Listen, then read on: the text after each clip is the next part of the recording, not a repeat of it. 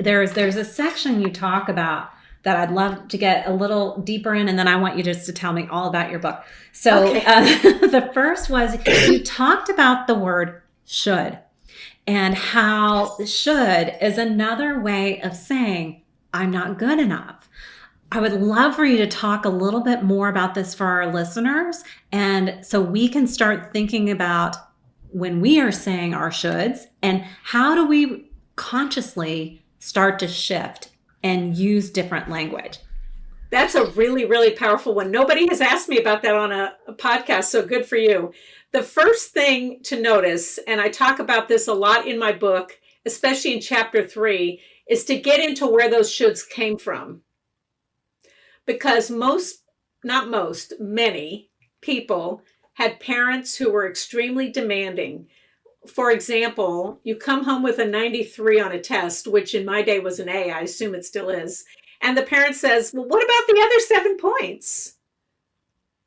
Look at how you speak to your children and look at how your parents spoke to you, and try to think back to how that made you feel, because many people come to work with emotional baggage, and that baggage comes from limiting beliefs that got formed by a parent who always had that attitude of you're never perfect. When in reality, your child is perfect because they're born and they're put on this earth to help us and give us guidance, believe it or not. And so children need to be treated with love and respect. Unfortunately, many of us have parents that were born in another country, or their parents were born in another country, and they had a completely different culture, which spare the rod, spoil the child, and all those kinds of things. And so it's really important to look back at what happened to you, whether you need to do some journaling or talk with a friend or a counselor about what was in your upbringing, because that will help you release the stronghold it has on your emotional health.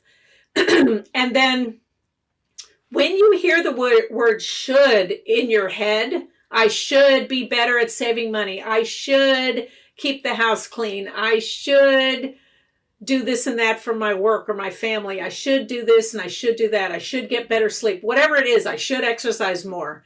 Take all those shoulds away, because those are negative reinforcements about yourself.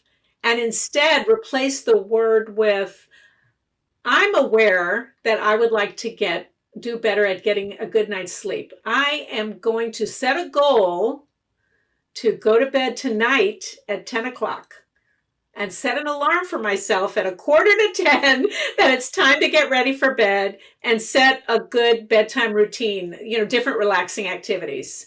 And so rather than using the word should on ourselves, but to say, I'm aware that I have this issue I want to work on, and I'm going to set this goal. And as most of you know about goals, they have to be specific, measurable, achievable, and put on the calendar. Beautiful, beautifully said. And I think you're bringing up some really important concepts here for leaders. The first one you talked about was limiting beliefs. And limiting beliefs, at least as I interpret them, are maybe assumptions we've told ourselves over a period of time that we start to believe are true. And we start to drag those around with us. And it just feels like the weight of the world on your shoulders, when we can start to look at that and say, is this really true for me? And start to let that go.